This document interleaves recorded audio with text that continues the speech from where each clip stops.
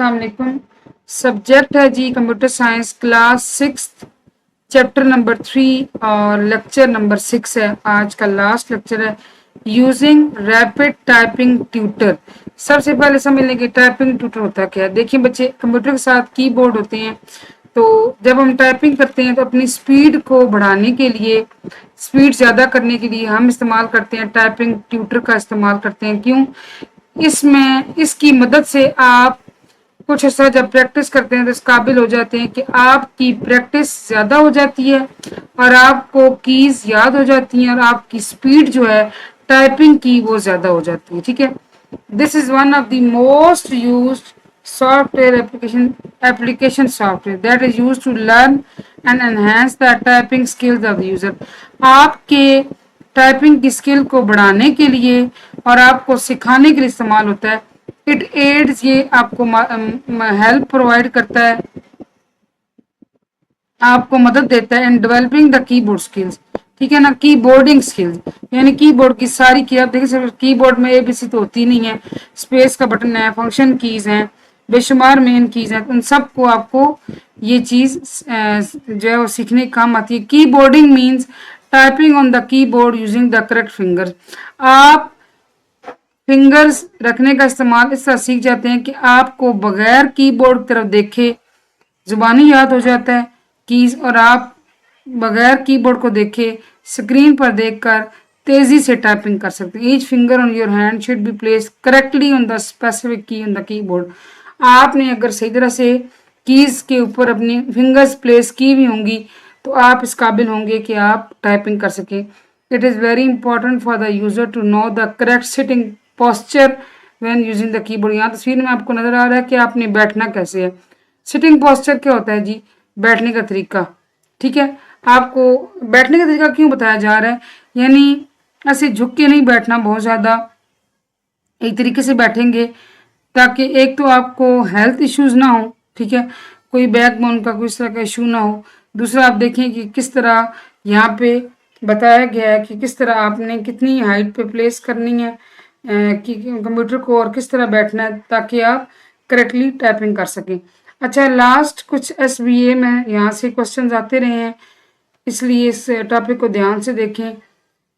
Prescribe sitting posture when keyboarding, ये इतना important नहीं है, ठीक है, लेकिन आपको मैं समझा देती हूँ। ये इम्तहान के नुक्ता नज़र से ये वाला टॉपिक इम्पोर्टेंट नहीं है। बहरहाल, sit up right and keep your back straight, सीधे बैठें, अपनी कमर बिल्कुल ठीक रखें। Keep your elbow bent an angle of 90। Elbow यानी कि ये अगर आपका बाजू है ना, ये आपकी एल्बो है और यहाँ आपका हाथ है, तो आपने 90 के एंगल पे रखना है, बिल्कुल सीधा। Face towards the monitor with head slightly inclined forward, अपना चेहरा कंप्यूटर की स्क्रीन की तरफ रखें, थोड़ा सा आगे झुका हुआ, ज्यादा नहीं, स्लाइटली थोड़ा सा इंक्लाइन झुका हुआ। Keep an ideal distance of at least 45 to 70 centimetre from screen. इतना डिस्टेंस होना चाहिए जी आपका स्क्रीन के साथ ताकि उसकी रेज आपकी आईज को, आपकी नज़र को मुतासर न करें। Sit in a way that your shoulder, arm and wrist muscles are in least stress, ऐसे बैठे कि आपके कंधे, बाजू और आपकी कलाइयाँ और उनके मसल जो है ना, उन पे बहुत झुकाव ना हो, प्रेशर ना हो। The wrist should touch the tabletop in front of the keyboard, making sure the body weight is not shifted to the wrist।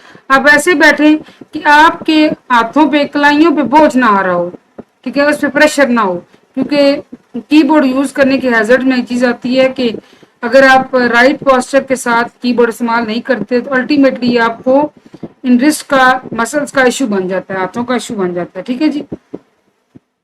अब देखिए जी, होम रो पोजीशन, ये कुछ यहाँ से कुछ सवाल जो मैं नोट कर रही हूँ पिछले 2-3 सालों में SBA के पेपर में, जो सितंबर टेस्ट होते हैं फर्स्ट टर्म के, उनमें जरूर ये चीजें आती हैं। Home row position, it is very important to know the skill of keyboarding when using the computer. जब आप कीबोर्ड कंप्यूटर इस्तेमाल कर रहे हो तो आपको ना कीबोर्डिंग की स्किल का पता होना चाहिए ताकि आपको सही तरीके से टाइपिंग तेजी से करना आए।